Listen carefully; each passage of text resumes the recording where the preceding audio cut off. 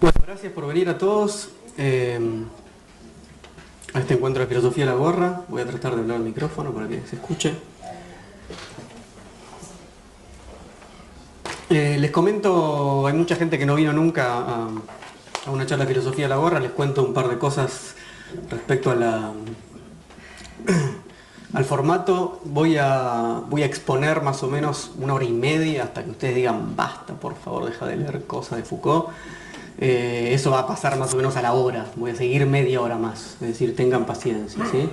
Les pido que apaguen sus celulares y esas cosas, o lo silencien, como quieran, y que todas sus participaciones, críticas, comentarios, preguntas, etcétera, sean al final. Yo voy a exponer todo, después voy a pasar la gorra, les voy a pedir su dinero, y después de eso nos quedamos a charlar. O sea, quédense, no se vayan en ese momento. Pasaron cosas ahí, ¿no? Ah, se dio vuelta eso. Sí, porque estaba escuchando solo yo, además. Perfecto. Bien, gracias. Entonces, más o menos es eso, ¿sí? Es 1 hora y media de exposición, gorra y ahí sí la charla. Hay muchas charlas distintas que yo hago a la gorra. En este caso hay algunas más originales, otras menos. Esta no es muy original, les cuento lo que dice un libro, básicamente. No hay mucho más que eso. Voy a tratar de hacerlo más o menos bien y que a partir de eso ustedes se interesen en leer ese libro y ojalá que otros, ¿sí? El libro, bueno, ya saben, se llama Historia de la Sexualidad, de Foucault, y ahora les voy a contar un par de cositas. En el precioso afiche que está delante de la librería hay una frase que dice así, dice: se trata de pensar el sexo sin la ley y a la vez el poder sin el rey. Así que si todo sale bien, dentro de 1 hora y pico vamos a tratar de entender qué quiere decir eso. Antes de eso, voy a hacer una introducción sobre por qué hago filosofía de la gorra y esas cosas, porque es un formato un tanto extraño. Así que hay 2 o 3 preguntas o problemas que me interesan a partir de esa cuestión, y para eso traje un par de cosas para leerles. Primero es la cuestión de dónde se hace la filosofía y con quién se hace la filosofía. Esto no es una universidad, ni una academia, ni mucho menos. Así que les quiero leer este fragmento de Cinismos de Michel Onfray, que cuenta un poco qué pasaba con los filósofos cínicos en la antigüedad. El famoso Diógenes, el que vivía en el barril. Bueno, esa escuela de filosofía, dice Onfray, para multiplicar las oportunidades de interesar a la mayor cantidad posible de individuos, Diógenes frecuenta la plaza pública, recorre las calles, se presenta en las tabernas, compra su entrada al estadio, vaga por los campos o deambula por las inmediaciones de la ciudad. Nada le sería más ajeno que confinar su palabra, que reservarla, que practicar un elitismo antes de todo contacto.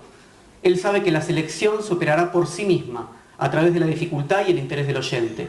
La palabra cínica está destinada a quien quiera oírla: un emperador o una prostituta, un mercader o un esclavo, un rico propietario, un joven afeminado, un carpintero, un atleta, un litigante o un notable. Todas las categorías están incluidas. Bueno, un poco la apuesta de hacer filosofía a la gorra en distintos lugares, muchos son librerías, centros culturales, bibliotecas, plazas a veces, tiene que ver con eso, sacar a la filosofía de los lugares tradicionales, y porque ahí circulan otro tipo de personas en general. Seguramente muchos de ustedes que quizás no vayan a las academias universitarias donde se habla de filosofía o se expone filosofía, sí puedan venir acá, y eso me resulta de por sí una apuesta importante. El segundo tema que hay que pensar es qué espero que pase con ustedes, que en general la mayoría no son profesionales de la filosofía o no piensan serlo, y está muy bien.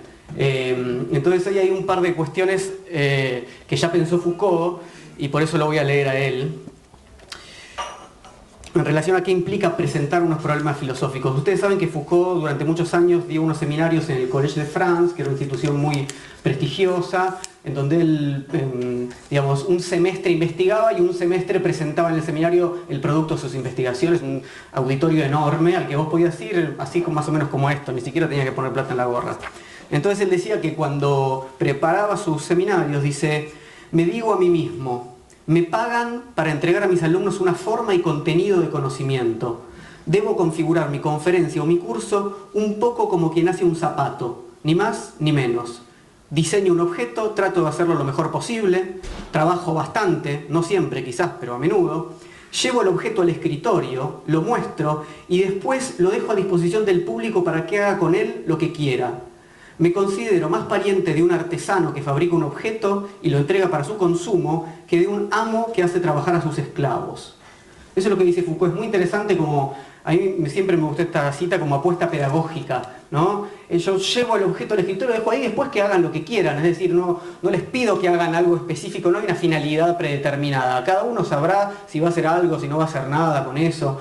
Yo igual pretendo que suceda algo con lo que voy a hacer acá, y que en general cuando comparto algunas lecturas filosóficas como hoy, y tiene que ver con, o sea, mi intención básicamente es enfermarlos, ¿no? Para decirlo rápidamente. Es una intención patológica. Franz Rosenzweig, siempre lo cito, dice: la filosofía es la enfermedad del sentido común. Si cuando el sentido común anda bien, no hace falta filosofar. Por ahí se puede colar un poco la filosofía y tratar de como abrir esa brecha. En ese sentido les quiero leer una cita de Nietzsche, que es la última de las citas de la introducción, en el libro que él le dedica a Schopenhauer, en el momento en que lo admira en su juventud, y dice así: que un hombre así haya escrito, Schopenhauer, es cosa que ha aumentado realmente el gozo de vivir en este mundo. Por mi parte, al menos, desde que conocí este espíritu máximamente libre y fuerte como ningún otro, no puedo decir de él sino lo que él mismo dice de Plutarco. Y acá viene la cita: apenas he lanzado una mirada en él y ya me han crecido una pierna o un ala. Por un lado, la frase que dice Montaigne sobre Plutarco es muy bella. Por otro lado, está hablando de una enfermedad, ¿verdad? Si a alguien le sale una pierna de más o un ala, es que algo en su cuerpo está empezando a fallar respecto de cómo estamos configurados nosotros. Una extremidad nueva, una potencia nueva, ¿no? Nosotros con una pierna más podemos caminar más rápido, saltar, con un ala podemos volar. Digamos, vamos a tomar otra perspectiva. Si la filosofía atraviesa nuestro cuerpo y lo modifica, podemos tomar otra perspectiva. Y eso implica un cuerpo monstruoso. Alguien con una pierna más o con un ala es un cuerpo monstruoso, no es un humano. Algo de esto monstruoso está en Foucault y en la filosofía de Foucault claramente, incluso tematizado explícitamente, y yo espero que se genere un poco de eso. Por último, ¿por qué les voy a pedir su dinero? Y acá voy a traerlo a Marx, aunque no lo traje en libro, se los cuento. El famoso concepto del fetichismo de la mercancía en Marx, que implica dos cosas. Primero, la mercancía fetichizada, por ejemplo el iPhone, típica mercancía fetichizada contemporánea, se proyecta sobre esa mercancía un valor mágico, ¿sí? Es decir, si yo tengo esto voy a ser feliz. Ese valor no lo tiene, solamente me sirve para hablar por teléfono y algunas otras cosas. Pero se lo valoriza mucho más de la función que cumple. Eso, para Marx, es la característica de las mercancías en el capitalismo, de todas las mercancías. Una sobrevaloración. Con la filosofía pasa lo mismo. Parece que el filósofo es una especie de... a veces es un superdotado, no sería mi caso, a veces es un iluminado que, como Platón, mira directamente a las ideas o a la realidad, ¿no? Y el otro caso es, el otro costado del fetichismo en la mercancía, es que se oculta el proceso de producción, dice Marx. Es decir, no vemos el trabajo que hay detrás de eso que se nos ofrece, por ejemplo, del iPhone. En este caso no vemos el trabajo que está detrás de lo que dice un filósofo. El trabajo que está detrás de lo que dice un filósofo es enorme. Yo traje hoy los libros y les voy a leer la cita de los libros justamente para eso. A mí me lleva muchísimo trabajo hacer esto que voy a compartir con ustedes. Requiere comprar muchos libros, tenerlos, tener una casa, pagar el alquiler, todas esas cosas. Y a mí me gusta explicitarlo. Entonces, cuando yo paso la gorra y les pido su dinero al final, tiene que ver con esto, tiene que ver con mostrar que ningún trabajo se le dé a nadie, y que el trabajo de filósofo es un trabajo más. Yo vivo de esto, de hecho, solamente, ahora, hace un tiempo no, pero ahora vivo solamente de esto, así que espero que les guste este trabajo. También eso hace relación con la cita que les leí sobre el artesano de Foucault, ¿no? La idea de que en el artesano hay una desfetichización de la mercancía que vende, porque hay una relación directa. Estamos viendo cómo el tipo está haciendo su trabajo ahí y él nos vende directamente, no se oculta nunca lo que sucede ahí, ni esa mercancía parece como si fuera no sé qué cosa en una vidriera de no sé qué shopping. Bien, vamos a arrancar porque es muy largo esto. Esa fue la introducción de Filosofía de la Gorra. La charla de hoy entonces está dedicada a un libro, está acá. Bien, es este.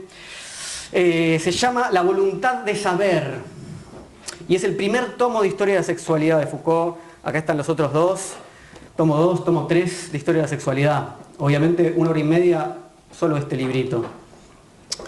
Antes de meternos en los problemas que esta obra permite pensar, quiero contarles rápidamente dos cosas. Primero, cómo entra Foucault en el proyecto de historia de sexualidad, de escribir una historia de sexualidad, y por qué, segundo tema, por qué una historia de sexualidad puede ser un libro filosófico. Es raro, digamos, no habría que pensarlo. Entonces, primera cosa, cuando Foucault escribió en 1961 su famosa historia de locura en la época clásica, él ya tenía el plan de escribir una historia de sexualidad. La historia de sexualidad esta la escribe recién en 1975, pero ya 15 años antes él ya quería escribir una historia de sexualidad. Quiere decir que es algo que él le viene rondando. Leo de la biografía, de una de las biografías. El mismo día en que terminó el último borrador de Vigilar y Castigar, su libro más conocido quizás, empezó Foucault a escribir su libro siguiente, el primer volumen de su historia de la sexualidad. Entonces, en 1976, el libro sale a la calle y tendría que ser en el proyecto que él tenía, como un puntapié teórico y metodológico de una gran historia de sexualidad de 6 tomos, donde efectivamente esté desarrollada toda esa historia. Eso no sucede nunca. De hecho, él, entre 1976 y su muerte, que es en 1984, Foucault no edita ningún libro más. Justo antes de morir, salen a la calle el tomo 2 y el tomo 3 de Historia de Sexualidad. El tomo 2, el uso de los placeres, el tomo 3, la inquietud de sí. No eran el tomo 2 y el tomo 3 que tenía proyectados originalmente. Él cambia buena parte de su proyecto filosófico y lo otro quedan como borradores. Nunca más se sabe nada, que están ahí guardados, digamos, pero quedan un poco en la sombra. En los últimos 8 años de la vida de Foucault ya es realmente muy famoso, está muy prestigioso, no edita ningún libro, está cambiando su forma filosófica. Entonces, Historia de Sexualidad, el primer tomo, ustedes vienen acá a esta preciosa librería, ven los 3 libros y dicen, tomo 1, tomo 2 y tomo 3. Sí, pero este libro poco tiene que ver con esto.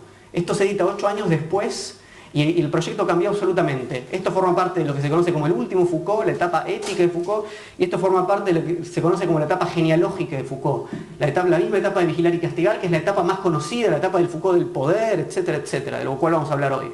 Entonces, entre el tomo 1 y el tomo 2 hay una distancia enorme. En el medio hay muchas cosas, pero no libros. Hay muchos cursos, por ejemplo.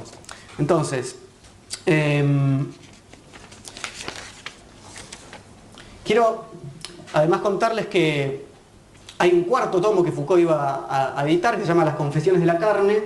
Foucault no terminó de corregirlo antes de morir. Foucault murió a causa de SIDA en el año 84, y no termina de corregir ese cuarto tomo. Ese cuarto tomo no lo conocemos todavía, está inédito, seguramente lo editen en algún momento, pero no llegó todavía a nosotros. Entonces, para quien esté interesado, simplemente que sepa eso, en esta idea del proyecto general de qué es cada libro, ¿no?, de historia de sexualidad de Foucault. Y ahora vamos a un tema un poco más interesante, ¿no? ¿Por qué una historia de la sexualidad puede ser un libro de filosofía? No cualquiera puede hacer con sus propias obsesiones un buen diagnóstico de la época. O sea, cualquiera puede tener obsesiones, pero de ahí hacer de sus obsesiones personales y de sus intereses personales un excelente y original diagnóstico de la época, eso no es sencillo. Les voy a leer esta cita. Siempre quise que en algún aspecto mis libros fueran fragmentos de una autobiografía. Mis libros siempre fueron mis problemas personales con la locura, con la prisión, con la sexualidad. Y entonces uno puede pensar que hay básicamente 2 libros, o 2 formas de libros, o 2 propuestas de libros filosóficos. Libros que nos ayudan a afirmar lo que somos y libros que nos ayudan a transformar eso que somos. Por supuesto, este es del segundo tipo, y así lo dice Foucault. Dice: soy un experimentador y no un teórico. Llamo teórico a quien construye un sistema general, sea de deducción, sea de análisis, y lo aplica de manera uniforme a campos diferentes. No es mi caso. Soy un experimentador en el sentido de que escribo para cambiarme y no pensar lo mismo que antes. Entonces, para poder hacer una experiencia transformadora, hay que saber preguntar bien sobre el tema que a mí me interesa. Si yo pregunto, por ejemplo, ¿qué es el hombre?, si esa es mi pregunta filosófica, una pregunta por la esencia, una pregunta para tratar de descubrir lo que es el hombre siempre, entonces voy a encontrar, ¿no?, quizás, como hubo muchas respuestas, algo así como la esencia del hombre, y en base a eso lo que puedo ver es cómo nos desviamos de la que era nuestra verdadera esencia, por ejemplo, ¿no? Puedo ver los desvíos respecto a lo que yo digo que es el hombre. Esa no es la pregunta que hace Foucault. La pregunta por la esencia no importa, porque la pregunta por la esencia implica que no hay historia. Una esencia es lo que permanece a través de la historia. Por eso Foucault lo que se pregunta es cómo somos constituidos como hombres, cómo en la historia se constituye una sexualidad, cómo en la historia se constituye una conciencia responsable, cómo en la historia se constituye una serie de saberes. Por eso Foucault escribe historia, historia de la locura, historia de la sexualidad, historia de la cárcel. ¿Sí? Entonces, si somos producidos, si yo puedo contar la historia de una producción, en este caso la historia de nosotros como sujetos, si yo entiendo que somos producidos, entonces entiendo que podemos ser cambiados, entiendo que puedo cambiar. Si yo en cambio tengo una esencia, no puedo cambiarla, puedo volver a la esencia si me perdí, ¿no?, del camino correcto que la esencia marcaba. Si somos producidos históricamente no hay esencia, sino producciones históricas, y entonces soy más libre de lo que pensaba. Bien, vuelvo a leer a Foucault. Para mí la cuestión es hacer yo mismo e invitar a otros a hacer conmigo, a través de un contenido histórico determinado, una experiencia de lo que somos, de lo que es no solo nuestro pasado, sino también nuestro presente, una experiencia de nuestra modernidad, de tal modo que salgamos de ella transformados.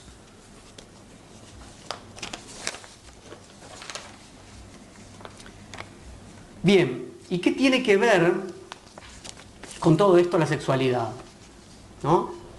Por un lado parece simplemente una función biológica, la sexualidad, la reproducción, digamos, ¿no? Es una función biológica que tenemos, y por otro lado es algo muy íntimo y muy personal, cada uno tiene su sexualidad, mi sexualidad es tal, etc. Bueno, ¿qué es lo que quiere hacer Foucault con la sexualidad? Les leo otra entrevista. Dice Foucault: no quiero hacer la crónica de los comportamientos sexuales a través de las épocas y las civilizaciones.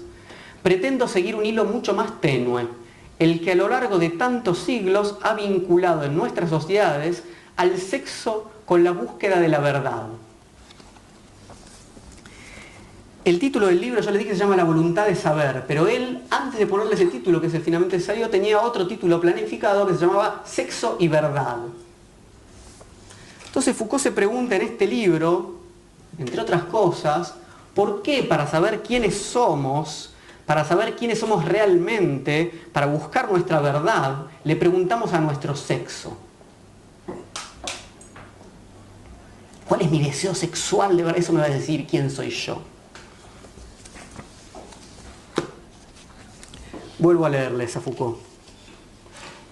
¿A qué se debe, se pregunta él, el que en una sociedad como la nuestra, la sexualidad no sea simplemente el factor que permite la reproducción de la especie, la familia, los individuos, o algo que procura placer y gozo?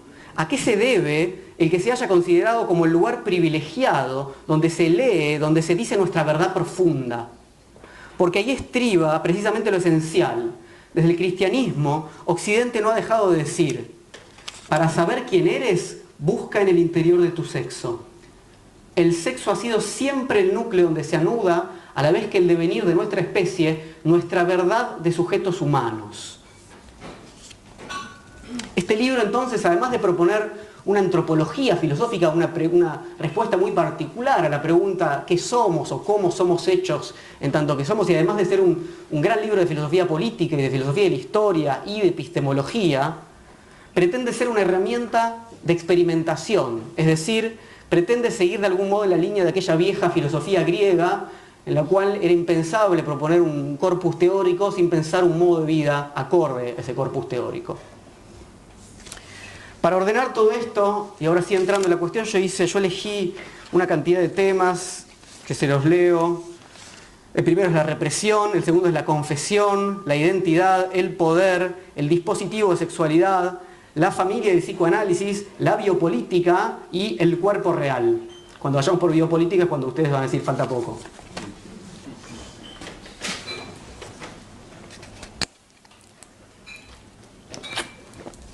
Bien, vamos con la represión. Suena raro eso, ¿no? Vamos con la represión.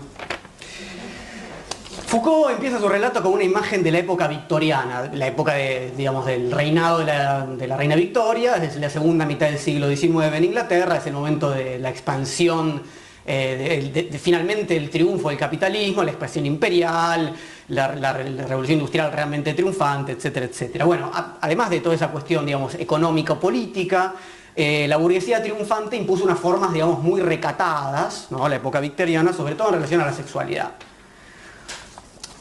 Mientras anteriormente lo que se decía y lo que se hacía sobre el sexo no estaba tan controlado, en el siglo XIX justamente esa libertad fue reemplazada por una represión cada vez más grande y una hipocresía, digamos, sobre las prácticas sexuales que quedaron confinadas en la alcoba matrimonial. Ahí sí, pero todo el resto, ¿no? Es el único lugar legítimo, ¿verdad? Dice Foucault: lo que no apunta a la procreación o está transfigurado por ella ya no tiene sitio ni ley. No puede expresarse, se encuentra a la vez expulsado, negado y reducido al silencio. Por supuesto que esta sexualidad que el puritanismo no permitía tenía sus lugares de tolerancia, ¿verdad? Los prostíbulos, muchos lo sabrán, eran llamados casas de tolerancia, ¿sí? Y por eso Foucault dice lo siguiente, ¿no? Lo que no se puede hacer en la casa. Dice, y acá lo encontré, ¿o no? Sí, prostituta. Bueno, se me perdió. Se los leo acá. Dice, la prostituta, el cliente y el rufián, el psiquiatra y su histérica, parecen haber hecho pasar subrepticiamente el placer que no se menciona al orden de las cosas que se contabilizan. Las palabras y los gestos, autorizados entonces en sordina, se intercambian a precio fuerte. Algunos ya saben muy bien a qué se refiere Foucault con el psiquiatra y su histérica, ¿verdad? Es el comienzo del psicoanálisis. La novedosa técnica de Freud nos permitiría desembarazarnos parcialmente al menos de las represiones. Así comienza. Entonces Foucault dice, pero ¿con qué circunspección, qué prudencia médica, qué garantía científica de inocuidad y cuántas precauciones para mantenerlo todo sin temor de desbordamiento en el espacio más seguro y discreto entre el diván y el discurso? Un cuchicheo en un lecho que produce ganancias. Así abre Foucault la historia de la sexualidad, digamos, con los tapones de punta. Esto es violentísimo, ¿no? Haciendo esta analogía entre psicoanálisis y prostitución, ¿no? Dos lechos que producen ganancias en la nueva sociedad represiva. Miren quién sacó ventaja, ¿no? Foucault no se achica y sigue. Somos la única civilización en la que ciertos encargados reciben retribución para escuchar a cada cual hacer confidencia sobre su sexo.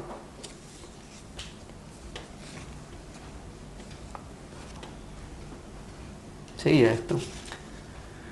Como si el deseo de hablar de él y el interés que se espera hubiesen desbordado ampliamente las posibilidades de la escucha, algunos han puesto sus orejas en alquiler. Tremendo. Es para como infamas esas cosas, ¿no? Vamos a ir profundizando esta crítica al psicoanálisis, que es parte central de este libro a medida que avancemos. Pero lo importante a tener en cuenta acá es que el psicoanálisis habría aceptado, disculpen, digo, tengo que decir el psicoanálisis sabiendo todo lo que implica, porque si no, no podemos avanzar, y después si quiere lo discutimos, aceptó lo que Foucault llama la hipótesis represiva. Es decir, habría sucedido esta represión sobre la sexualidad y entonces, bueno, sostener esta hipótesis de la represión permite a algunos proponer la liberación. Estamos reprimidos, vamos a liberarnos, ¿no? Les leo a Foucault.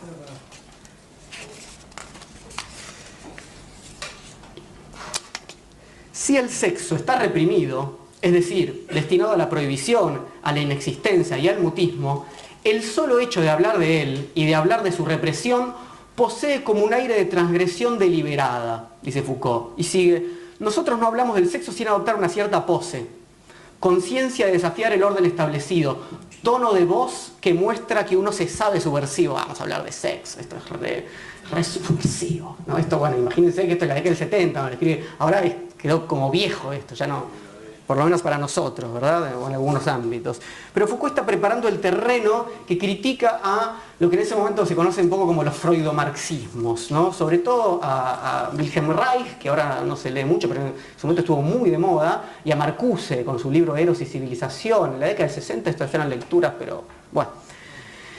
¿Qué más o menos proponían, para decirlo así, corto y bestia como siempre? Que a la represión habría que oponer la liberación, digamos, ¿no? Que había que liberarse, ¿no? Y era una liberación total y absoluta en la cual íbamos a llegar, digamos, Foucault dice, hablar contra los poderes, decir la verdad y prometer el goce. Íbamos por fin a tener el goce absoluto liberados. Este tipo de perspectivas que estaban muy de moda en la década del 60, y entonces Foucault lo que dice es, lo dice en el 75, el 76, dice, no nos sumemos a esta propuesta liberadora.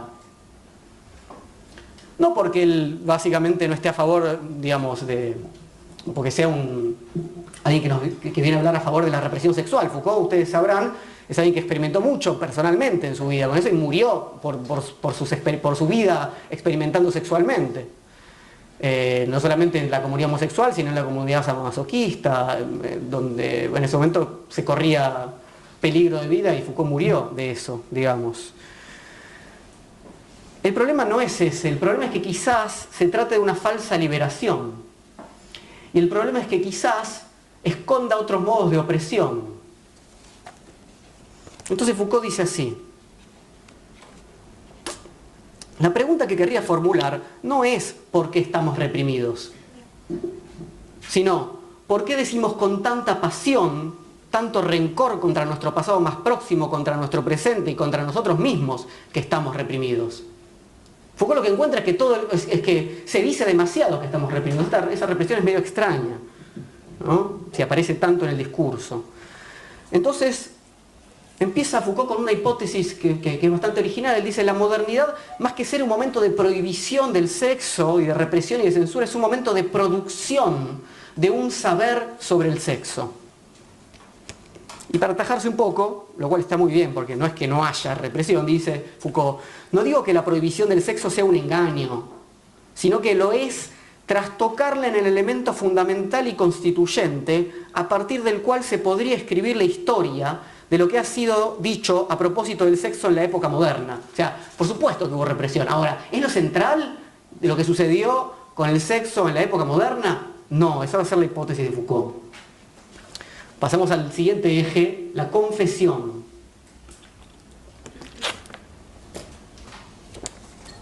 Foucault encuentra entonces, por supuesto, muchas formas de represión de los discursos sobre el sexo y de las prácticas en los últimos siglos, pero a la vez encuentra una enorme incitación a hablar, lo contrario, ¿no?, en algunos ámbitos. Les recuerdo que el tomo cuarto de Historia de la Sexualidad, que todavía no está editado, se llama Las confesiones de la carne. En la penitencia cristiana, dice Foucault, se da cada vez más importancia a todas las insinuaciones de la carne, pensamientos, deseos, imaginaciones voluptuosas, delectaciones, movimientos conjuntos del alma y del cuerpo. Todo ello debe entrar en adelante y en detalle en el juego de la confesión y de la dirección. La carne es el cuerpo cargado, es un término técnico para el cristianismo, es el cuerpo cargado de pecado, ¿verdad?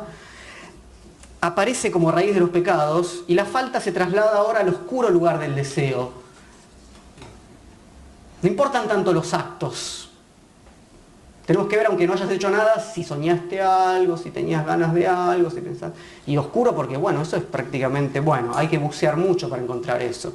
Esta obligación de decirse a sí mismo, gracias, y a otro, hasta la más mínima insinuación sobre el deseo sexual, tiene sus raíces, Foucault hace una investigación histórica, dice, en el cristianismo monacal, es decir, en el principio, bueno, el cristianismo, digamos, de la Alta Edad Media, pero recién en el siglo XVII se transforma en una obligación para todos, o se empieza a transformar.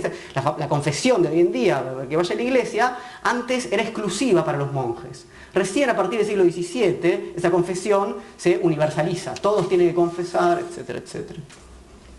Entonces,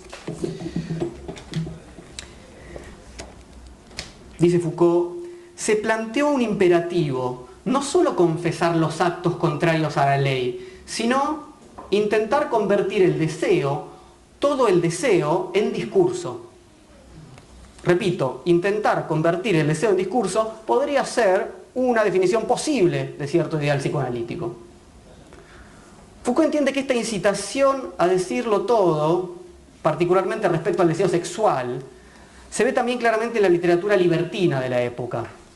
No solamente, digamos, en distintos lugares, porque lo quiere mostrar como una producción de la modernidad más allá de los lugares de confesión típicos. Y entonces, vamos a leer a Sade.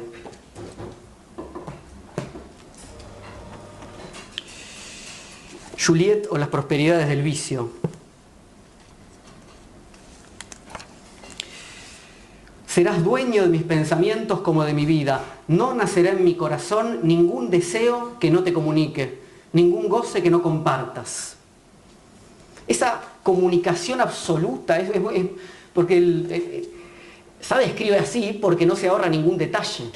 No solamente de lo que hacen, sino de lo que quieren hacer. Y parte del goce es, te voy a hacer esto y todo esto y todo esto, después pasa o no pasa, etc. Pero bueno, ese no ahorrarse ningún detalle respecto al deseo, decir todo el deseo, comunicar absolutamente todo el deseo, hacer todo el deseo comunicable, es el eje que está trabajando Foucault. Y se realiza a través de distintos agentes. Los curas, ya los nombramos, policías, maestros, nombramos a los psicoanalistas, padres, médicos. Más allá de este libro, además es un tema central en la obra de Foucault, el tema de la confesión. Foucault trabaja la cuestión de la confesión en el ámbito jurídico, lo trabaja históricamente, ¿sí? Lo trabaja en la antigüedad, digamos, en algún sentido, en la filosofía romana, lo trabaja en la consulta médica. Yo el otro día fui a pedir un apto físico y me preguntaron con quién vivía. Después me preguntaron más cosas de mi familia, entonces yo miré así y la médica me dijo, es medicina, me dijo, como que yo puse una cara, yo puse nervioso, me dijo, esto es medicina. Después me había preguntado mis padres, mis hermanos, todo. Bueno, después lo charlamos si quieren. Veamos por ejemplo qué pasó con la sexualidad infantil.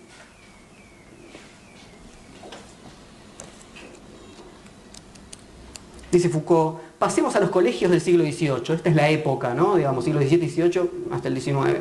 Globalmente se puede tener la impresión de que casi no se habla del sexo, ¿no? Supuestamente, además, buena parte también de los problemas de Freud era que él dijo, ¿no? Habló sobre la sexualidad infantil y eso habría sido el escándalo. Foucault quiere cortar con esa idea, que según él medio mitológica, no que haya habido problemas, sino que nadie habla, ¿no? que fuera una cosa impensable hablar de la sexualidad infantil antes. Foucault dice, basta echar una mirada a los dispositivos arquitectónicos, a los reglamentos de disciplina y a toda la organización interior para comprobar que el sexo está siempre presente, ¿no?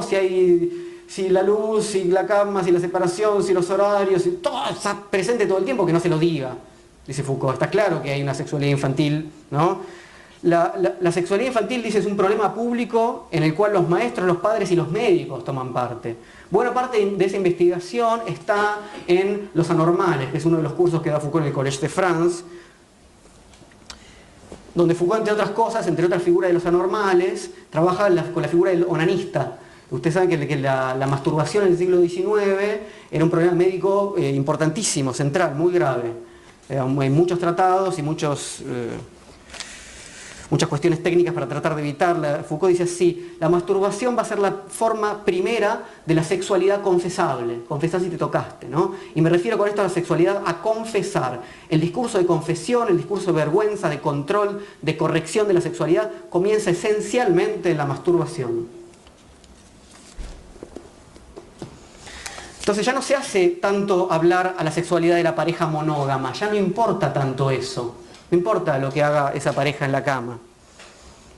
En cambio, dice Foucault, se interroga la sexualidad de los niños, a la de los locos y a la de los criminales, al placer de quienes no aman al otro sexo, a las ensoñaciones, las obsesiones, las pequeñas manías o las grandes furias.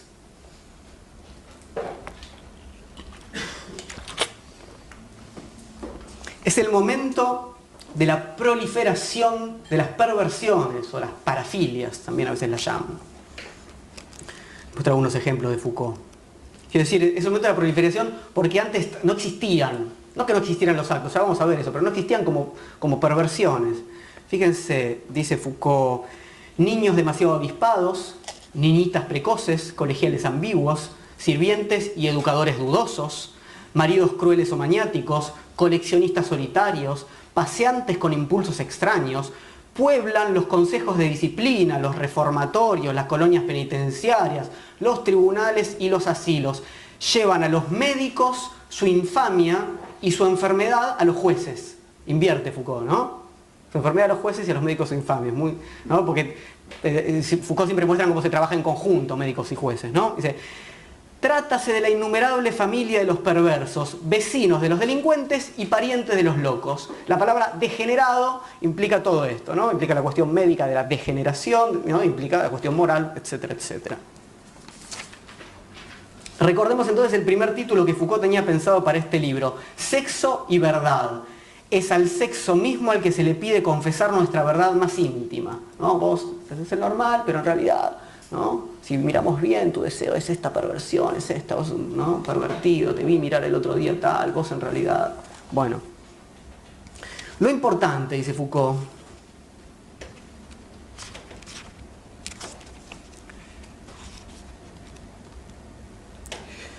es que el sexo no haya sido únicamente una cuestión de sensación y de placer, de ley o de interdicción, sino también de verdad y falsedad. Que la verdad del sexo haya llegado a ser algo esencial, útil o peligroso, precioso o temible. En suma, que el sexo haya sido constituido como una apuesta en el juego de la verdad. Y sigo, dice Foucault, ha habido históricamente dos grandes procedimientos para producir la verdad del sexo. Por un lado, las sociedades que fueron numerosas, China, Japón, India, Roma, las sociedades árabes musulmanas, sociedades que se dotaron de una ars erótica. Por eso yo les pasé este libro de Junga que muestra, ¿no? Reproducciones de este ars erótica, ars en el sentido no de reproducción, sino de técnica, ¿no? Como el Kama Sutra, ¿no? Exactamente, decía, un montón de sociedades, sobre todo orientales, que produjeron de diversas formas de técnicas, ¿no? Para el goce, para el placer del cuerpo. Este arte erótico extrae la verdad del placer mismo. ¿En qué momento se llega a la verdad? Bueno, en el momento en que se llega al goce absoluto, ¿no? Y es un saber, además, que se transmite entre maestro y alumno. Es un saber de iniciación, ¿no? Y en el cual se intenta maximizar a los placeres, y el discípulo llega a la verdad en el momento en que efectivamente logra transformarse, transformar su vida, ¿no? Llegar a ese goce único, llegar al olvido del tiempo, etc. En cambio, dice Foucault, nuestra civilización, a primera vista al menos, no posee ninguna ars erótica. Como desquite es sin duda la única en practicar una scientia sexualis. O mejor, es la única que ha desarrollado durante siglos, para decir la verdad del sexo, procedimientos que en lo esencial corresponden a una forma de saber rigurosamente opuesta al arte de las iniciaciones y al secreto magistral. Se trata de la confesión. ¿Sí? Cosas muy distintas. La verdad sobre el sexo en nuestro caso llega a través de un saber. Vamos a ver que esa confesión no es sencilla, porque quizás yo mismo no sepa cuál es mi verdadero deseo. Entonces va a haber técnicas específicas para esa confesión, ¿verdad? Entonces Foucault termina de dar vuelta a la tortilla esta y dice, bueno, si todos estamos obligados a confesar, se parece a cualquier cosa menos a una liberación de una represión. No se parece a una liberación, si lo que tengo que hacer yo es confesar cuál es mi verdadero deseo sexual. Entonces Foucault dice así: es necesario haberse construido una representación harto invertida del poder para llegar a creer que nos hablan de libertad todas esas voces que en nuestra civilización desde hace tanto tiempo repiten la formidable combinación de decir lo que uno es, lo que ha hecho, lo que recuerda y lo que ha olvidado, lo que esconde y lo que se esconde, lo que uno no piensa y lo que piensa no pensar. Desde la confesión cristiana el sexo fue tema central en la confesión, y ese régimen de confesión de la verdad individual, yo tengo que confesar mis propios deseos, ha recibido de parte del saber médico y del saber psiquiátrico y psicoanalítico un sostén que hasta ahora no había tenido. Eso es lo que dice Foucault. Porque si yo no quiero decirle nada al cura, no le digo nada, ¿no? Y le digo lo que yo sé de mí, pero el psicoanálisis desarrolla una técnica que permite interpretar de alguna manera aquello que ni siquiera yo conscientemente conozco. Entonces Foucault dice: Se constituía entonces esa cosa improbable, una ciencia-confesión, una ciencia que se apoyaba en los rituales de la confesión y en sus contenidos, una ciencia que suponía esta extorsión múltiple e insistente y se daba como objeto lo inconfesable confesado. Pasemos entonces a la siguiente sección, la identidad.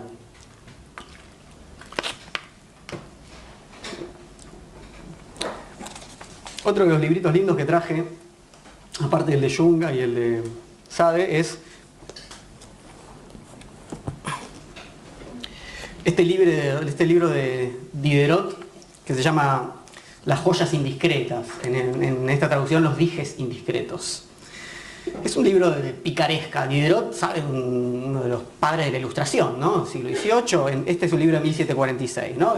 A los ilustrados, si hay algo que les gustaba mucho, era joder a los reyes, ¿no? Como burlarse de la corte. Entonces, Diderot escribe todo un libro con una corte ficticia que sucede en algún país africano, pero está hablando obviamente del rey de Francia. Bueno, los encarcelaban también unas veces. Ha sucedido, Rousseau los fue a visitar, pasaban cosas. Bueno, acá el protagonista es Mangogul, que es este sultán así, pero que básicamente es el rey, ¿no? Entonces, Mangogul lo que logra, Mangogul se aburre como todo rey en la corte, entonces tiene ahí su mago, ¿no? Entonces le va a decir, bueno, ¿qué hago? Esto es aburridísimo, tiene 300 mujeres, las 20 favoritas, todo, pero el tipo se aburre. Entonces dice, bueno, el mago le consigue un anillo, justamente, las joyas, ¿no? Lo del dije, que permite hacer hablar a las joyas indiscretas de las mujeres, es decir, a su sexo. Les leo. Diderot. Dice, ¿veis bien este anillo?, dijo el sultán. Cuando os lo pongáis en el dedo, todas las mujeres hacia las que dirijáis el engaste relatarán sus intrigas en voz alta, clara e inteligible. Pero no creáis que lo vayan a hacer por la boca. ¿Por dónde pues, demonios?, exclamó Mangogul. ¿Por dónde hablarán entonces? Por la parte más franca que hay en ellas y la mejor instruida de las cosas que queréis conocer, dijo Cucufa, que era este, ¿no? Por sus dijes. Por sus dijes, repuso el sultán soltando la carcajada. Vaya un caso, dijes parlantes. Eso es de una extravagancia inaudita. Bueno, la cuestión, Mangogul se divierte porque hace eso, ¿no? Y empiezan a hablar y empiezan a salir todas las infidelidades y todas las cosas. Directamente ahí se junta el comité de ciencias para ver por qué los dijes se habían puesto a hablar y cómo evitarlo, porque eso, bueno, todos se enteraban de todas las cosas que sucedían. Foucault dice, bueno, esta idea de hacer hablar, ¿no?, a una, ¿no?, contra la voluntad misma, ¿no?, contra nuestra misma voluntad, nuestro sexo, ¿no?, como si ahí estuviera nuestra verdad, ¿no? Este es el momento. Los dijes saben más de las mujeres que ellas mismas, ¿no? Y por eso hay que preguntárselos a ellos.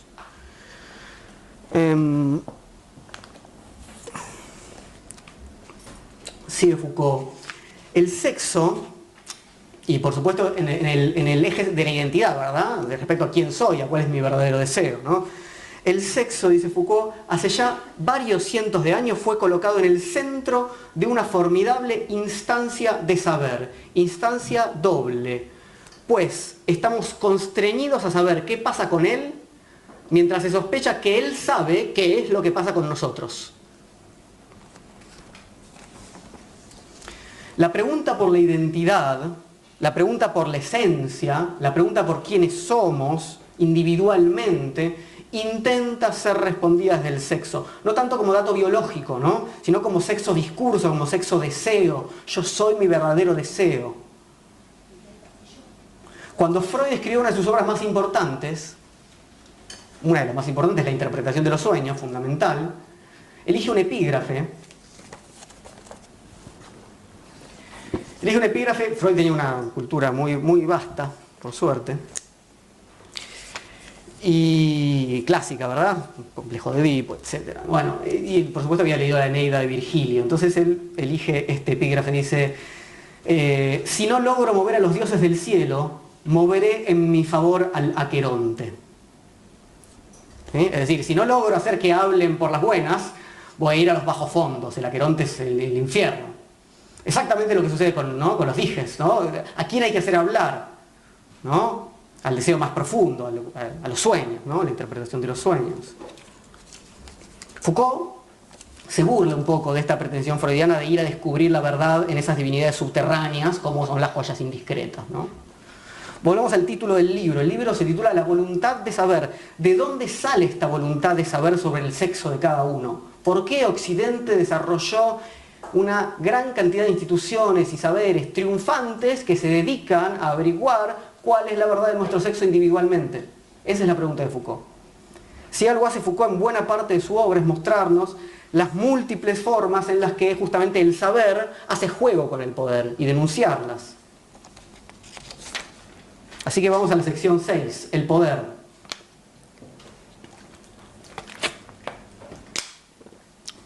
Hablamos mucho de la hipótesis represiva, ¿sí? Para Foucault se trata de la forma más habitual de entender el funcionamiento del poder.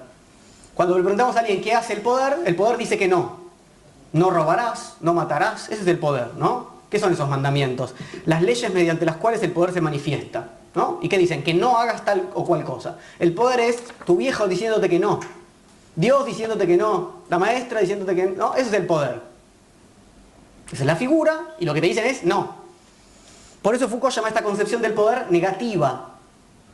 ¿Por qué? Porque prohíbe, porque censura, porque reprime, porque castiga. Y también la llama una concepción jurídica del poder, porque se presenta en forma de leyes que prohíben. Las leyes lo que hacen es prohibir, justamente, puedes hacer todo salvo lo que la ley prohíbe.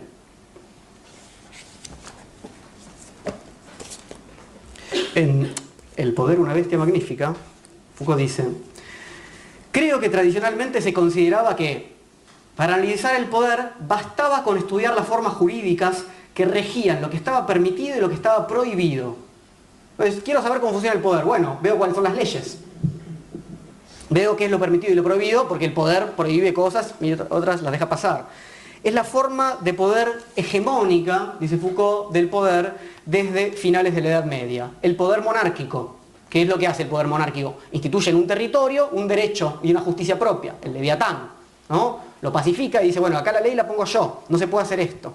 Por eso Foucault llama este poder negativo, llama este poder jurídico y llama este poder monárquico. Es lo mismo.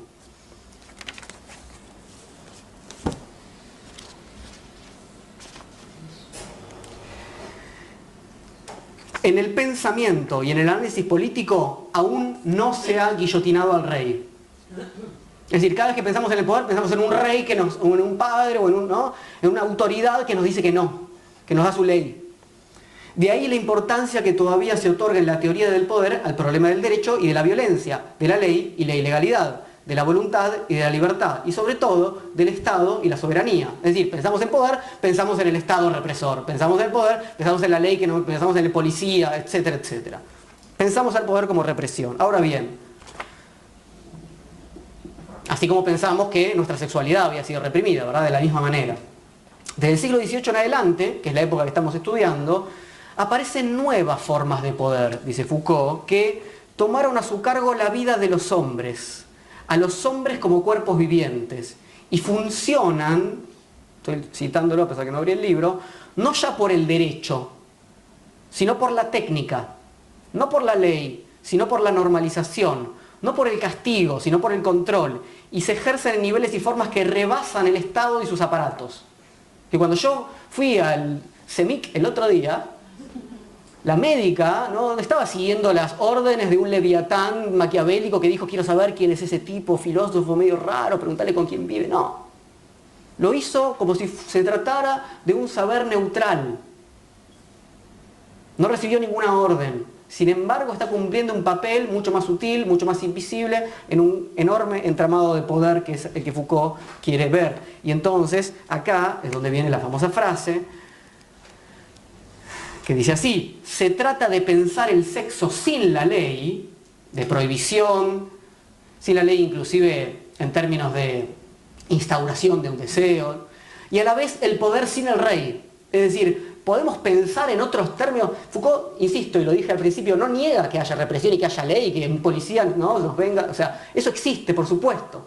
Está bien, eso ya está muy estudiado, dice Foucault, todo muy lindo, pero hay un montón de poderes que no estamos viendo y que son más difíciles de ver, porque es evidente la represión, es evidente cuando la maestra te pega y te dice que no, el tu viejo o el policía. no requiere mucha, ¿no? O sea, está bien, hay teorías sobre eso, pero hay otros poderes mucho más complejos, mucho más descentralizados, mucho más invisibles, por ejemplo el del médico, que es preciso ver cómo funciona. Entonces, a diferencia del poder negativo, que prohíbe, que censura, que excluye, Foucault propone la existencia de formas de poder que él llama positivas. Positivas, que están buenísimas, no. Positivas que producen, no están buenísimas, ¿no? Los alumnos del colegio siempre me ponen eso en los exámenes y después vuelven en febrero, y etcétera, ¿no? Positivas no es que Foucault le gustaban, ¿no? Positivas quiere decir que en lugar de funcionar prohibiendo y censurando, funcionan produciendo. ¿Y qué producen? A nosotros. Producen nuestros cuerpos, producen nuestros comportamientos, producen nuestros cuerpos normales, producen lo que Foucault llamaba cuerpos dóciles. Entonces, algunas características del poder para Foucault. El poder no es una sustancia, no puede adquirirse, no es yo tengo el poder como He-Man, ¿verdad? Es el nombre que le damos a una enorme cantidad y variedad de relaciones, no igualitarias, porque donde hay poder hay una diferencia de uno sobre otro, que se ejercen además en múltiples puntos. No es el tipo en la cima de la pirámide, ¿no? Ejerciendo el poder hacia abajo, no, es la médica sobre mí, y yo sobre mi alumno, y el padre sobre el hijo, y ¿sí? Todo eso forma una gran red. Entonces Foucault dice, hay que ser nominalista, sin duda. Es decir, que no, el poder no existe como sustancia, sino como nombre. El poder no es una institución y no es una estructura, no es cierta potencia de la que algunos estarían dotados. Es el nombre que se presta a una situación estratégica compleja en una sociedad dada. Es decir, todas esas relaciones de poder múltiples se acomodan de una manera, en un momento uno saca una foto, digamos, de todo, y a eso llamamos el poder. Las relaciones de poder de las que Foucault habla son productivas, dijimos. Para la concepción marxista más clásica, ¿verdad? La producción se da solamente a nivel de la estructura económica, de la infraestructura económica. Ahí es donde se da la producción. Y el poder es la superestructura jurídico-política, que reprime. Nuevamente, misma concepción. Marx, Freud, misma concepción represiva del poder. ¿Qué quiere decir? Que el poder reprime, que no está produciendo. Y lo que Foucault dice es que el poder, como él lo entiende, y ya tenemos que empezar a hablar de los poderes, nos producen, además de reprimirnos. Pero sobre todo nos producen, y eso es más invisible, nos hacen hacer quienes somos. Entonces, tanto Marx como Freud tendrían esta concepción represiva del poder. Lo que dice Foucault es que las relaciones de poder entonces son productivas.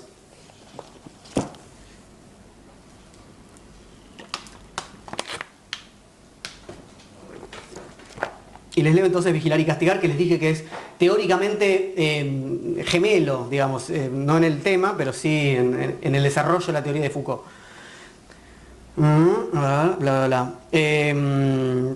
Dice Foucault, hay que entender no solo producción propiamente dicha, de bienes, etcétera, sino la producción de saber y de aptitudes en la escuela. ¿Qué producimos en la escuela? Chicos que después de que los... estuvieron un montón de años tomando distancia, formando, entregando la tarea, siendo responsables. Eso es lo que producimos. Cuerpos que saben sus distancias unos con otros. Dice, la producción de salud en los hospitales, la producción de fuerza destructora en el ejército. Todos lugares de disciplinamiento en los cuales somos producidos como cuerpos o sujetos dóciles. Se trata de producir entonces sujetos normales, cuerpos dóciles, y se hace, como toda producción, mediante una técnica. Lo que Foucault dice, nuevamente, es, en el colegio todos nos enseñaron que en la revolución industrial, la modernidad inventó nuevas técnicas, la máquina de vapor, después otra, bla, bla, bla. Pero también al mismo tiempo se inventaron técnicas políticas, que en lugar de producir los objetos en la fábrica, las mercancías, nos produjeron a nosotros. Esas técnicas políticas son las que Foucault llama la disciplina, o la anatomopolítica, y la biopolítica. Ahora vamos a ir un poco sobre eso. Lo que estuvimos hablando sobre todo ahora es de la disciplina. ¿Qué pasa en la disciplina? Los cuerpos son examinados, controlados, ordenados, jerarquizados, adiestrados. No se trata de prohibir nuevamente, se trata de producirlo, se trata de entender que este va a ser más productivo allá y para eso tiene que pasar un examen. Se trata de saber que este chico lo tengo que poner acá para que rinda, ¿sí? Ese poder, dice Foucault, no viene desde arriba. No es el presidente, no es el soberano el que decide hacer eso, como la ley, ¿sí? Que la dicta el soberano, sino que se va organizando en forma de red en la que todos participamos, maestros, alumnos, padres e hijos, médicos y pacientes, ¿no? Oficinistas y gerentes, etc. Entonces no hay un lugar del poder. El concepto... Con esto cambian muchas cosas. Hay mucha gente que se enoja con Foucault, no solamente los psicoanalistas, los marxistas también. ¿Por qué? Porque ya no pueden hacer la revolución en los términos tradicionales, porque no hay un poder que tomar. Porque Foucault ve claramente que cuando se hace esa revolución, que ya para esta época se habían hecho varias, los otros poderes siguen funcionando de la misma manera, porque no están visibilizados. Y en la Unión Soviética, a los que eran contrarios al régimen, se los encerraba en el manicomio con el saber de los psiquiatras. Y ni que hablar de lo que sucedía con los homosexuales, o en Cuba, etc. Es decir, hay un montón de formas de funcionamiento del poder que no implican tomar el poder. Hay que resistir a cada una de las formas de relaciones de poder en cada uno de los lugares. Eso no implica que no se pueda hacer la revolución.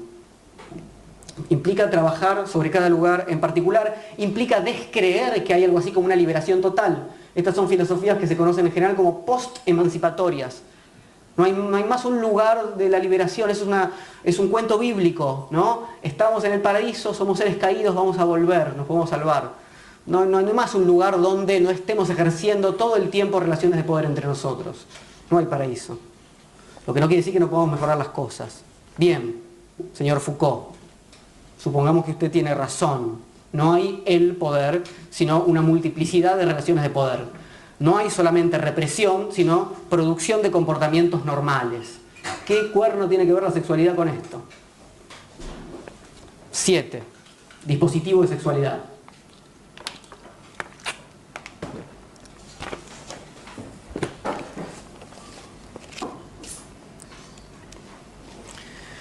La sexualidad aparece más bien como una vía de paso para las relaciones de poder, particularmente densa entre hombres y mujeres, jóvenes y viejos, padres e hijos, educadores y alumnos, sacerdotes y laicos, gobierno y población. Foucault insiste con que no hay, dijimos, una sola forma en la que poder haya intentado modelar el sexo.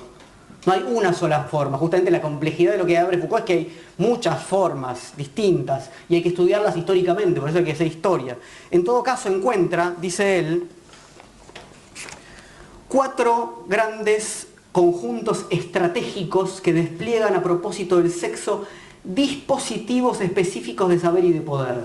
¿Qué quiere decir todo eso? Dispositivos específicos, que no se hace desde un solo lugar, que implica una arquitectura, que implica un saber que puede ser el médico o el maestro, pero que el maestro trabaja con el padre, que trabaja con la familia, que trabaja con el compañerito que dice, este está haciendo cosas raras, ¿no? Hay toda una... Y ese dispositivo de saber que eso va a ser bien visto y que entonces hay alguien en el gabinete psicopedagógico, etcétera, ¿no? Conforma todo ese dispositivo de normalización. Entonces, Foucault lo que hace básicamente acá, de hecho que además es un libro metodológico, después la historia va a estar en los otros tomos, Foucault lo que dice, bueno, yo encontré básicamente 4 dispositivos de la sexualidad en la modernidad muy claros, muy eficientes, que funcionaron, que son la mujer histérica, el niño masturbador, la pareja maltusiana y el adulto perverso. Les voy a contar un poquito de cada uno. La mujer histérica es el resultado de la histerización del cuerpo de la mujer. Ya sabemos que no hay esencia ni naturaleza, sino que hay resultado de procesos históricos de producción de saber-poder. La histeria, como patología femenina, que implica, en principio, un cuerpo saturado de sexualidad. Ese cuerpo es puro, ¿no? Todo el cuerpo puede ser bloqueado por la sexualidad. Y que además, en la figura esta, la ata a la mujer a su función reproductora, que no es solamente una función biológica, sino que es una función moral. La mujer tiene que ser madre, tiene que ser buena madre, ¿sí? Tiene que cuidar a sus hijos. Entonces Foucault dice,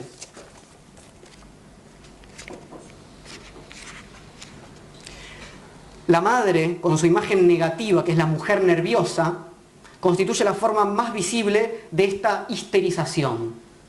Y son figuras que funcionan ahora, ¿verdad? La segunda figura es el niño masturbador, que es el resultado de la pedagogización del sexo del niño.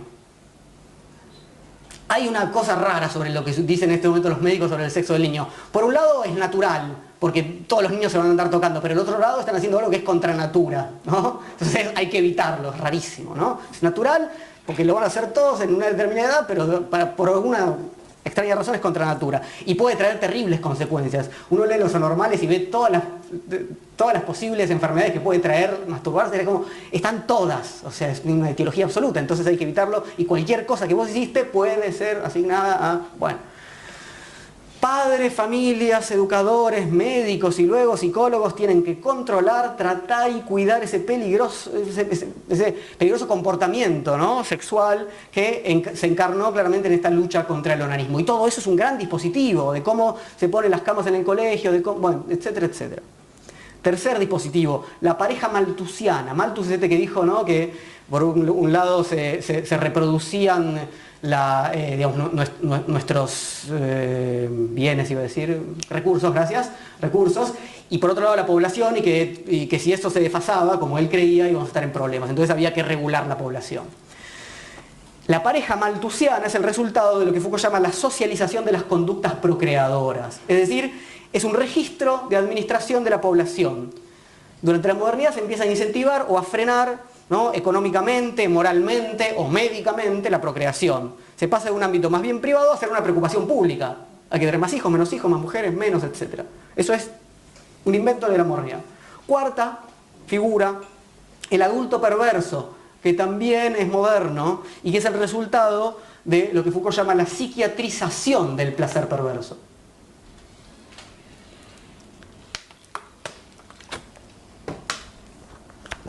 Leo. El instinto sexual fue aislado como instinto biológico y psíquico autónomo. Se hizo el análisis clínico de todas las formas de anomalías que pueden afectarlo. Se le confirió un papel de normalización y patologización de la conducta entera. Por último, se buscó una tecnología correctiva de dichas anomalías. Todo lo que hizo la psiquiatría, ¿no?, con las perversiones sexuales.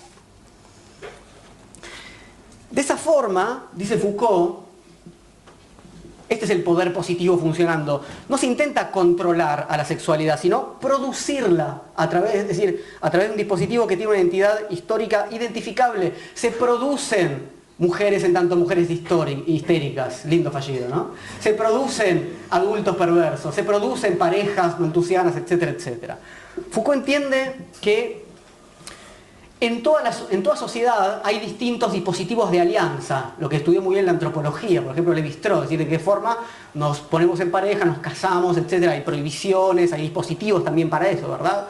Bueno, pero lo que él dice es que en Occidente moderno perdieron importancia esos dispositivos de alianza y se fue conformando un dispositivo de sexualidad, que si bien no anula el primero, sigue habiendo dispositivos de alianza y nuestros tíos nos siguen diciendo cuándo te vas a casar. Nace de ahí, lo debilita, ya no es tan importante, ¿no? Y se opone a ese dispositivo en numerosos puntos, dice Foucault. El dispositivo de alianza se edifica en torno de un sistema de reglas que definen lo permitido y lo prohibido, lo prescrito y lo ilícito. Es decir, con la forma jurídica, ¿verdad? Te puedes hacer esto no puedes ser infiel, etcétera, etcétera. El de sexualidad funciona según técnicas móviles, polimorfas y coyunturales de poder. ¿Por qué? Porque la forma de las perversiones y los deseos absolutos es polimorfa absolutamente. Octava sección, la familia y el psicoanálisis. La familia es entonces un condensador del dispositivo de sexualidad y del intercambio con el dispositivo de alianza. Es decir, en la familia ocurren las dos cosas. La familia es resultado del dispositivo de alianza, pero por otro lado condensa esto que es la producción a través de los dispositivos de sexualidad. Es lo que Foucault llama en la modernidad una lenta pero decisiva conquista de que este dispositivo de sexualidad le va a ganar al de alianza, justamente. Y va a generar nuevas figuras.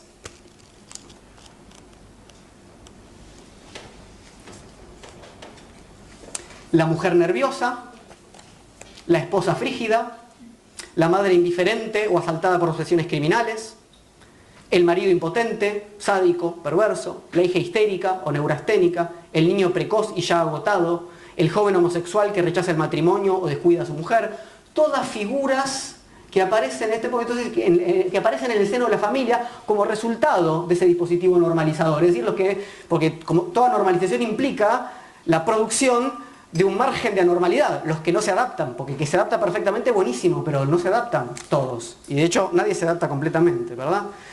Todas estas figuras entonces son producidas por el dispositivo de la sexualidad, que así como crea una sexualidad normal, crea todas estas figuras marginales.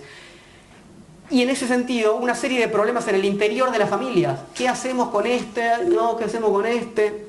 Entonces Foucault dice, una demanda incesante nace entonces de la familia. Pide que se le ayude a resolver esos juegos desdichados de la sexualidad y de la alianza. Y atrapada por el dispositivo de sexualidad que la invadió desde el exterior, que contribuyó a solidificarla en su forma moderna, profiere hacia los médicos, los pedagogos, los psiquiatras, los curas y también los pastores, hacia todos los expertos posibles, la larga queja de su sufrimiento sexual. La familia, mirá, tengo este, no, este me salió raro, este está haciendo mucho quilombo. ¿Quién aparece acá? Charcot. Charcot fue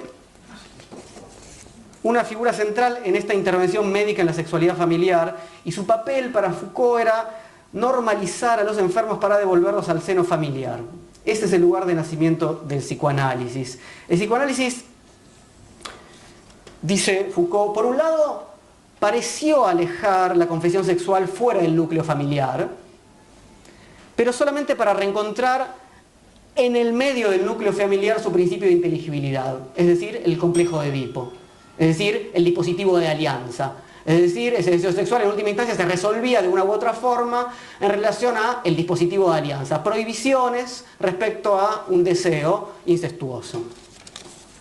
Y Foucault, que no para de burlarse violentamente, dice así: no había ningún riesgo de que la sexualidad apareciese por naturaleza extraña a la ley. Ah, eso no es lo que iba a leerles. Ah, perfecto. Sí. Perdón.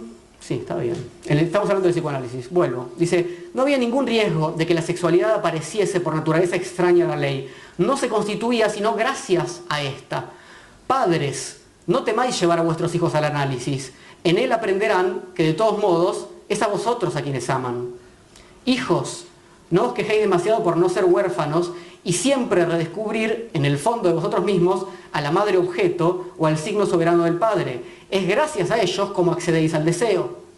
De ahí, después de tantas reticencias, el inmenso consumo de análisis. Esto hay que contextualizarlo en la década del 70 en Francia, ¿no? Digamos, por supuesto. Paso a la penúltima, la biopolítica, penúltima sección.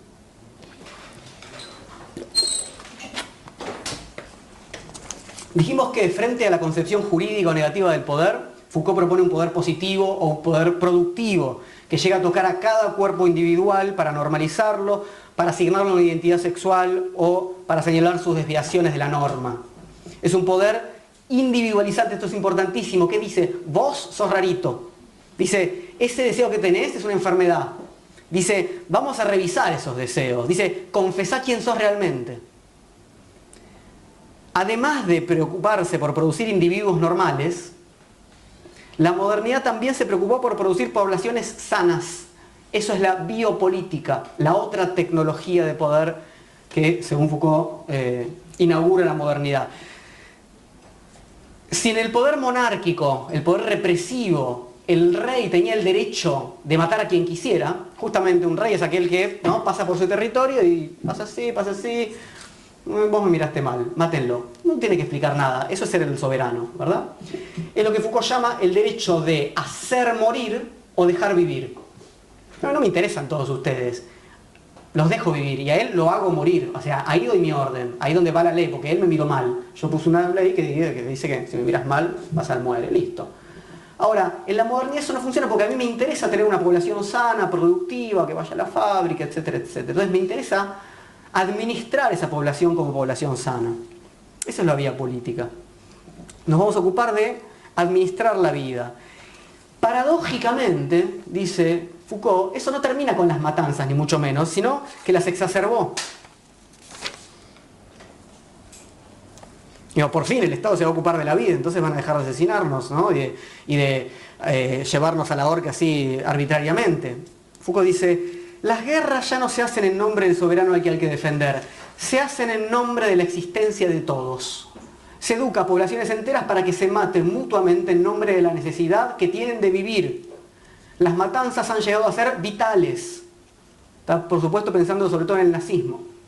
fue en cuanto que gerentes de la vida y la supervivencia de los cuerpos y la raza, como tantos regímenes pudieron hacer tantas guerras, haciendo matar a tantos hombres. Y sigo.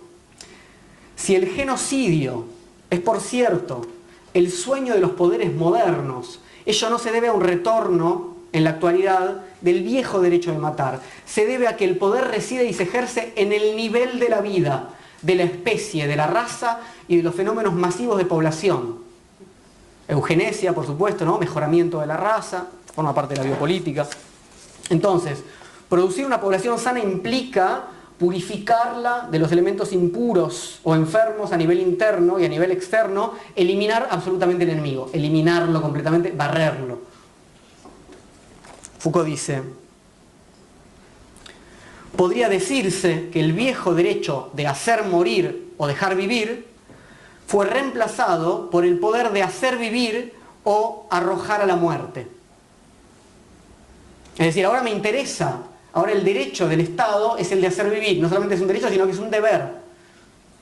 Bien, ¿cómo voy a hacer eso si no tengo un saber acorde? Todo el saber estadístico, ¿no? de la estadística moderna, de cómo funciona la economía a nivel malthusiano justamente, y todo lo que va a venir después, el auge de la biología. Bueno, todo esto tiene que ver con esta producción de una población sana. Lo que implica la biopolítica es como una imbricación, es un tejido cada vez más denso entre vida y política. De eso se trata, ya no pueden separarse como antes. Y Foucault, esta es una de mis citas que a mí me es muy clara, pero no sé, dice: el poder ya no tiene que vérsela solo con sujetos de derecho, sobre los cuales el último poder del poder es la muerte. Si uno piensa en el modelo anterior, el soberano, ¿no? con sus representantes, pero es directamente el soberano, el juez, el policía, etc., se las ve con un sujeto de derecho. Y bueno, si rompiste el derecho, tengo el poder de matarte. Ese es el poder en el sentido jurídico. Pero ahora, dice Foucault, tiene que vérsela con seres vivos, y el dominio que pueda ejercer sobre ellos deberá colocarse en el nivel de la vida misma. O sea, es ahí donde hay que producir una vida acorde a como yo la quiero. No tengo que esperar que lleguen a romper la ley. Tengo que producirlos de tal forma que sean productivos para el sistema, digamos, reinante, etc., y que no rompan la ley. Tengo que producirlos normales, tengo que producirlos dóciles, tengo que producirlos sanos. Entonces, regulación de la natalidad, de la mortalidad, desplazamientos, ¿sí?, dentro del territorio, higiene de la población, censos, vacunaciones, programas sanitarios, eso es la biopolítica. Uno puede decir, bueno, qué lindo, está buenísimo, yo mando a mi hijo a vacunarse, está bárbaro. Bueno, sí, la biopolítica tiene un costado que el filósofo contemporáneo Espósito llama la tanatopolítica, ¿no? Que es un poco lo que yo les comenté rápidamente en relación al nazismo, ¿verdad? Una vez que la política se mete con la vida desde ese lugar, es un poco peligroso lo que puede suceder. Entonces, en este punto hay que entender por qué Foucault le dedica tanto a la cuestión del sexo. Porque en el sexo, digamos, si mediante dos técnicas distintas, pero centradas en el sexo, yo logro llegar ahí, a donde por un lado tengo la individualización de cada uno de nosotros, mediante la disciplina, sé quién es cada uno. Eso es lo que quiere el poder individualizador. Sé quién sos, sé qué haces, sé qué te gusta. Y por otro lado, la faz biológica, logramos regular las poblaciones, es decir, nacimientos, muerte, mejoramiento de la raza, etc. El sexo aparece como un lugar absoluto de importancia para las sociedades modernas.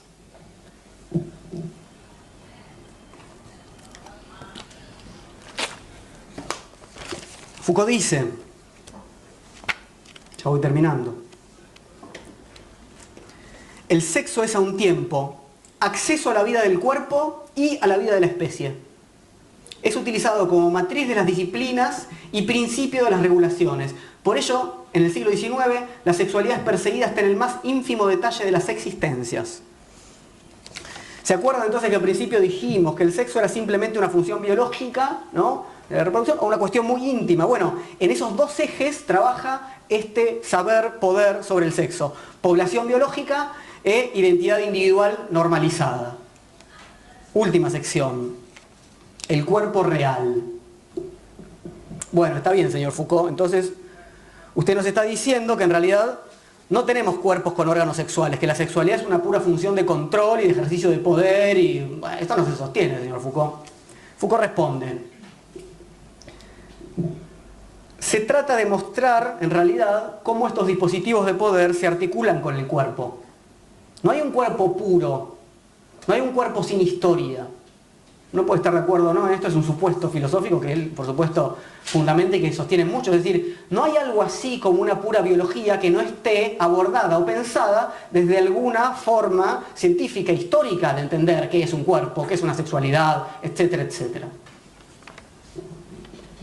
Entonces Foucault dice: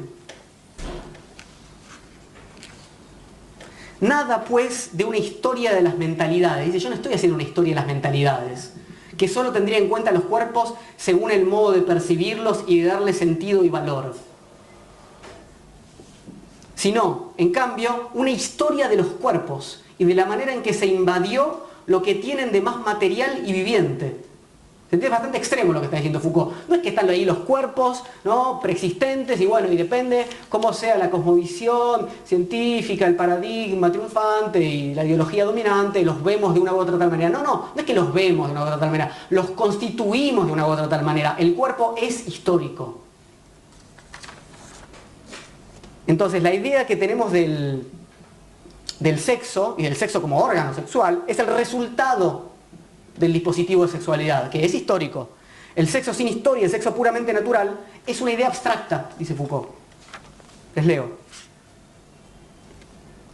El sexo, esa instancia que parece dominarnos y ese secreto que nos parece subyacente en todo lo que somos, ese punto que nos fascina por el poder que manifiesta y el sentido que esconde, al que pedimos que nos revele lo que somos y nos libere de lo que nos define, el sexo, sin duda, no es sino un punto ideal hecho necesario por el dispositivo de sexualidad y su funcionamiento. Y sigo.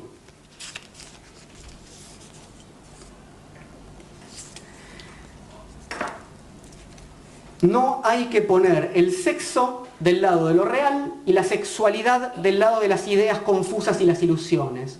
La sexualidad es una figura histórica muy real. Y ella misma suscitó como elemento especulativo requerido por su funcionamiento la noción de sexo. ¿Se entiende? Está dando vuelta completamente la primacía. Es porque entendemos que hay determinadas sexualidades y las producimos que entendemos que el sexo es tal y cual cosa. Dice, no hay que creer que diciendo sí al sexo se dice no al poder. Se sigue, por el contrario, el hilo del dispositivo general de la sexualidad. Lo que Foucault propone entonces es explorar qué sucede con los cuerpos y los placeres más allá del sexo. Dejemos de preguntarle tanto al sexo y pensemos más en cuerpos y placeres. Y para eso tienen que leer el segundo tomo, que es el uso de los placeres, que por eso se llama así. Él tiene un problema con el concepto de deseo, por eso tiene un gran enfrentamiento con el psicoanálisis y aún con Deleuze, que era su amigo, pero que sí se interesa en trabajar el concepto de deseo. Foucault dice, por ahí vamos mal, porque el deseo, la confesión del deseo, la producción deseante, pensemos más en el concepto de placer. Resumo y concluyo.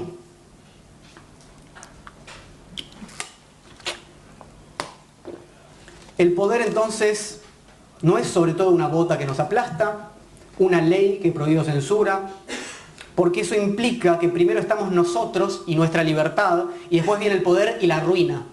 Eso es muy ingenuo. Los poderes nos producen, nos constituyen, pero no solamente respecto a lo que pensamos. Los poderes producen también nuestro cuerpo, y en este caso, nuestra sexualidad. No nos gusta pensar esto porque nos gusta ¿no? O sea, pensar que hay una libertad absoluta, una naturaleza, una esencia.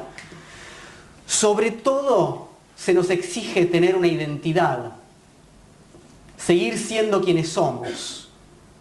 Es la pregunta policial por excelencia. ¿Usted quién es? Identifíquese. Es lo que dice el médico. Lo dice con muchas preguntas, pero quiere saber eso, quiere saber exactamente quién soy yo. Me pregunta todas mis costumbres para saber eso. Por eso a Foucault le encanta decir, una de sus frases favoritas, no me pregunten quién soy, ni me pidan que siga siendo el mismo. Voy a ser atravesado por todos los exámenes del poder, ¿sí? Voy a ser aquel que se sacó tales notas en la primaria, estoy atravesado por exámenes, trabajó en tal lugar, el médico le dice tal cosa, el psiquiatra le da tal diagnóstico, etcétera, etcétera, ¿no? La policía, ni que hablar. Todo eso implica intentar encerrar esa identidad. Bueno, voy a cerrar con una frase y voy a ir a pedirle su dinero. Y nos quedamos a charlar. La frase dice así: